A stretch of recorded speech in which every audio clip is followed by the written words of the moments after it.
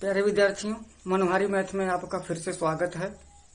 Previous video में हम लोग इबारती प्रश्नों की सहायता से समीकरण बनाने के लिए सीखे थे और उसमें कई तरह के इबारती प्रश्न थे, जिसमें से संख्या संबंधी प्रश्नों पर प्रीवियस वीडियो में हम लोग चर्चा कर चुके हैं। आज वर्तमान समय में भिन्न संबंधी प्रश्नों पर हम विचार करेंगे। भिन्न संबंधी अगर प्रश्न है तो किस तरीके का है, क्या कहा है, हम क्या करेंगे, किस प्रकार समीकरण बनाएंगे, उसे कैसे हल करेंगे, आज इस वीडियो में हम लोग इस पर चर्चा करेंगे। तो आइए एक एग्जाम्पल लेकर के हम विचार करें। यदि किसी भिन्न के अंश और हर दोनों में 2 जोड़ दिया जाए तो वह 9/11 हो जाती है। यदि अंश और हर दोनों में 3 जोड़ दिया जाए तो वह 5/6 हो जाती है। वह भिन्न ज्ञात कीजिए। तो सबसे पहले हम भिन्न के प्रारूप पर चर्चा करें। कोई भी भिन्न अंश बटे हर के रूप में होती है और इबारती प्रश्न में या तो अंश और हर दोनों में जोड़ने की बात की जाती है या दोनों में से घटाने की बात की जाती है या केवल अंश में जोड़ने की बात की जाती है या केवल हर में जोड़ने की बात की जाती है, या ऐसा भी हो सकता है कि अंश और केवल अंश में जोड़ दिया जाए और हर में घटा दिया जाए। इस तरीके के प्रतिबंध दिए रहते हैं।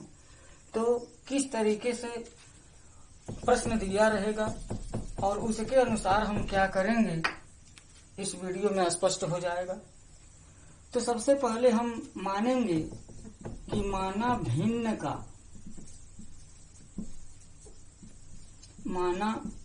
का अंश x और हर y है। तो भिन्न क्या बन जाएगी? अंश अगर x है और हर y है तो भिन्न हमारी बन जाएगी x/y। इतना हमको हर प्रश्न में लिखना पड़ेगा। उसके बाद से अब जो शर्त दिया है उस शर्त के अनुसार तो हम लिखेंगे। यहाँ पर जो प्रथम शर्त है हमारा,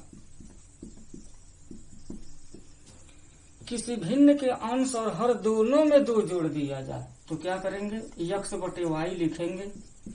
अंश में भी जोड़ देंगे 2 और हर में भी 2 जोड़ देंगे तो वह भिन्न 9/11 हो जाती है। मतलब 9/11 के बराबर हो जाती है। अब जब यहाँ तक हम पहुंच गए तो अब क्या करेंगे, 2 चर वाला रैखिक समीकरण हमारा ax + by = c के रूप में हम लिखते हैं। तो इसमें हम क्रॉस मल्टीप्लिकेशन करेंगे। x-2 × 11 बराबर y-2 × 9 कर देंगे। ये हो जाएगा 11x धन 22, ये हो जाएगा 9y धन 18। 9y को पक्षांतर करेंगे।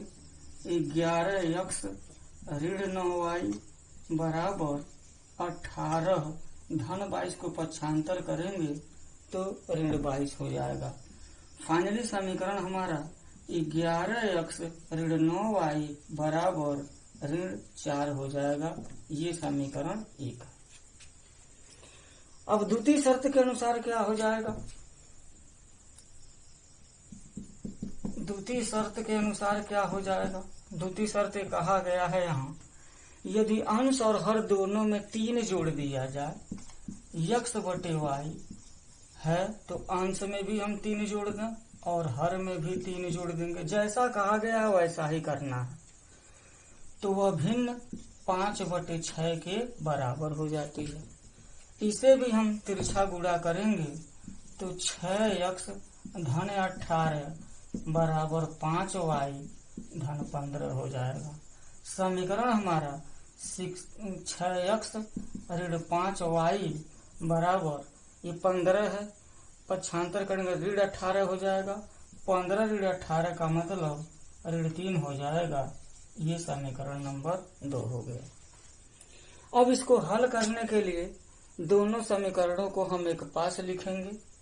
एक पास लिखेंगे तो क्या हो जाएगा, 11x ऋण 9y बराबर ऋण 4, 6x ऋण 5y बराबर ऋण 3 होगा। अब इसको हल करने के लिए हम विलोपन विधि या प्रतिस्थापन विधि या वज्रवर्ण विधि का प्रयोग कर सकते हैं। तो आइए देखते हैं इसको हम कैसे हल करेंगे। अगर विलोपन विधि से हल करना हो तो x वाले पक्ष को या y वाले पक्ष को बराबर करना पड़ेगा। यहाँ न तो x वाला पक्ष बराबर है और न ही y वाला पक्ष बराबर है।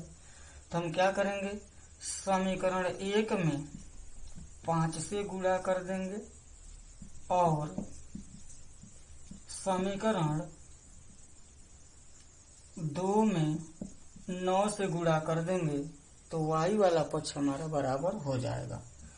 गुणा करने के बाद समीकरण का प्रारूप क्या होगा, 1 में के प्रत्येक पदों में हम 5 से गुणा करेंगे तो 11 पचे 55x और 9 पचे 45y बराबर हो जाएगा 5 चौके 20, समीकरण नंबर 3। और समीकरण 2 में 9 से गुणा करेंगे तो 9 छके 54x ऋण 9 पचे 45y बराबर 9 त्रिके 27 हो जाएगा, समीकरण नंबर 4। अब y वाला पक्ष बराबर हो गया है तो क्या करेंगे, समीकरण 3 में पद बराबर है और चिन्ह समान है तो क्या करेंगे, घटाएंगे। इससे पहले वाले वीडियो में बताया गया है, अगर आप चाहें तो प्लेलिस्ट में जा करके समीकरण युग्म को हल करने की जो विलोपन विधि है उसे देख सकते हैं और नियम को सीख सकते हैं। अब घटाएंगे तो धन है तो ऋण हो जाएगा, ऋण है तो धन हो जाएगा, ऋण है तो धन हो जाएगा, ये कैंसिल हो जाएगा। 55x में से 54x घटेगा तो x हो जाएगा और बराबर 27 में से 20 घटेगा तो 7 हो जाएगा, यानी कि x बराबर 7 हो गया। अब x का मान निकल गया तो y का मान निकालना पड़ेगा।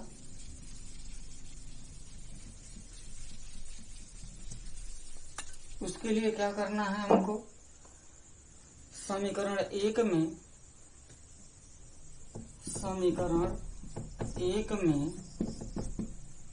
x बराबर 7 भरेंगे तो हमको y का मान मिल जाएगा। समीकरण 1 है 11x है तो x का मान जो 7 आया है ऋण 9y, ये समीकरण 1 है, बराबर ऋण 4 हो गया। 11 सते 77 हो जाएगा, ऋण 9y बराबर ऋण 4, ऋण 9y बराबर ऋण 4 ऋण 77 हो जाएगा।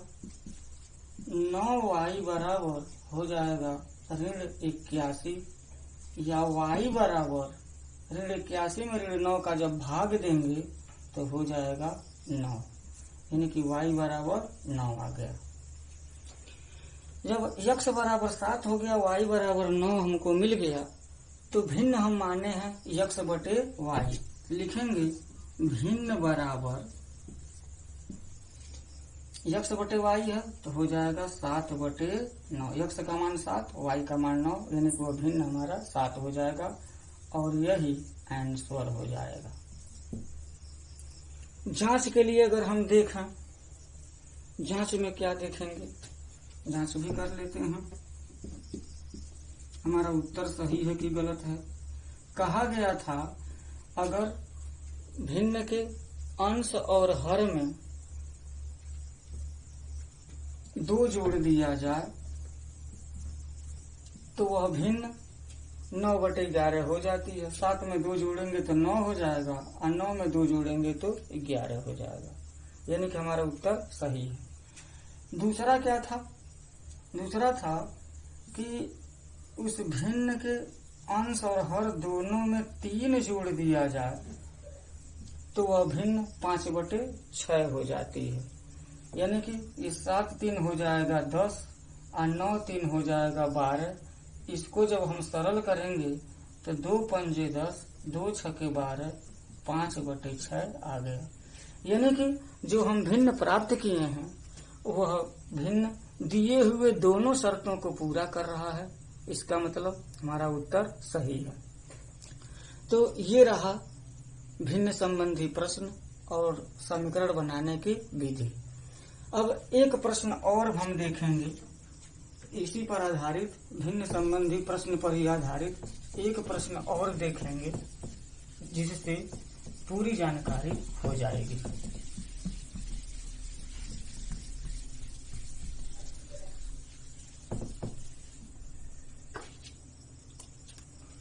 तो एक प्रश्न हम देख लेते हैं। प्रश्न क्या है? यदि किसी भिन्न के अंश में एक जोड़ दें तो सबसे पहले तो हमको मानना पड़ेगा कि माना वह भिन्न, डायरेक्ट लिख सकते हैं, अंश और हर न लिख करके डायरेक्ट लिख सकते हैं, माना वह भिन्न x/y है। अगर x और y चर में समीकरण बनाना है तो यहाँ जो हमारा प्रथम शर्त होगा कि यदि किसी भिन्न के अंश में एक जोड़ दें तथा हर में से एक घटा दें, यानी कि x/y अंश में एक जोड़ दें और हर में से एक घटा दें, तो वह भिन्न किसके बराबर हो जाती है? तो वह भिन्न 1 में बदल जाती है, 1 पूर्णांक हो जाती है। अब पूर्णांक को हम 1/1 भी लिख सकते हैं। तिरछा जब हम गुणा करेंगे तो समीकरण x+1 बराबर y-2 x - y -2 -1 x - y बराबर -3 समीकरण नंबर 1 हो जाएगा। द्वितीय शर्त क्या है? द्वितीय शर्त में कहा गया है कि यदि हर में एक जोड़ दें, केवल हर में, यानी कि x/y हर में केवल एक जोड़ दें तो वह भिन्न 1/2 हो जाती है। शर्त दिया है कि यदि किसी भिन्न के हर में एक जोड़ दें तो वह भिन्न 1/2 के बराबर हो जाती है। ऐसा कर दिया हमने। अब तिरछा गुणा करेंगे तो हो जाएगा 2x बराबर y-1, 2x ऋण y बराबर 1 समीकरण नंबर 2 हो जाएगा। अब इन दोनों समीकरणों को हम एक पास लिख लेंगे।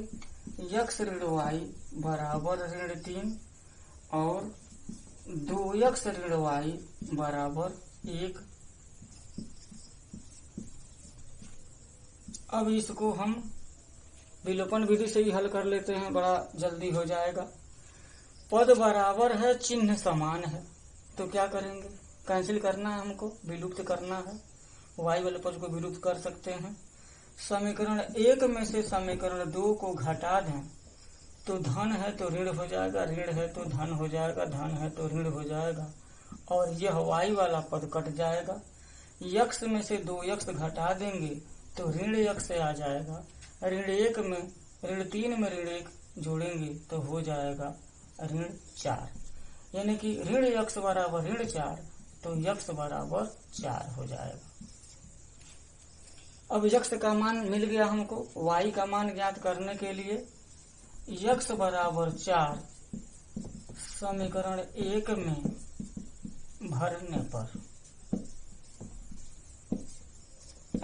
भरेंगे तो क्या हो जाएगा? समीकरण 1 है x ऋण y बराबर ऋण 3, तो x के जगह पर हम 4 लिख देंगे। ऋण y बराबर ऋण 3 या ऋण y बराबर ऋण 3 ऋण 4, ऋण y बराबर ऋण 7 हो जाएगा, यानी कि y बराबर 7 हो जाएगा। x का मान मिल गया, y का मान मिल गया, हमसे भिन्न पूछा गया है, यही उत्तर नहीं लिखेंगे। भिन्न पूछा गया है तो भिन्न के रूप में उत्तर देंगे, यानी कि हमारा जो भिन्न हो जाएगा, भिन्न बराबर x/y है तो x हमारा 4 है और y 7 है, यानी कि भिन्न वह 4/7 हो जाएगी। जांच कर लेते हैं। इसमें भी हम जांच कर लेते हैं। जांच कर लेने से बिल्कुल क्लियर हो जाता है कि हमारा सवाल सही है और हम जितना नंबर का है वो नंबर हम काउंट कर सकते हैं, वो नंबर हमें मिलेगा ही मिलेगा। पहला शर्त है कि भिन्न के अंश में 1 जोड़ दिया जाए और हर में से 1 घटा दिया जाए। तो 4 में से 1 जोड़ेंगे तो हो जाएगा 5 और 7 में से जब 2 घटाएंगे तब भी 5 हो जाएगा। अब 5/5 को हम 1 कहते हैं जो पूर्णांक है, ऐसा कहा भी गया है। इनके पहले शर्त को हमारा भिन्न पूरा कर रहा है। दूसरा शर्त है भिन्न के हर में 1 जोड़ दिया जाए, अंश में कुछ नहीं, केवल हर में 1 जोड़ दिया जाए तो हो जाएगा 4/8 और 4/8 का मतलब होता है 1/2।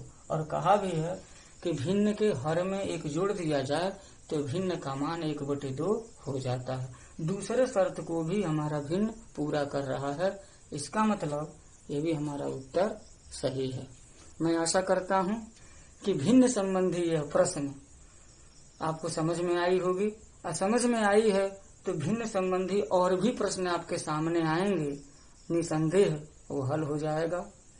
अब अगले वीडियो में हम लोग इबारती प्रश्नों की सहायता से समीकरण बनाने की विधि पर एक अन्य तरह के प्रश्न को लेकर के आएंगे और उसे समझेंगे। तब तक के लिए धन्यवाद।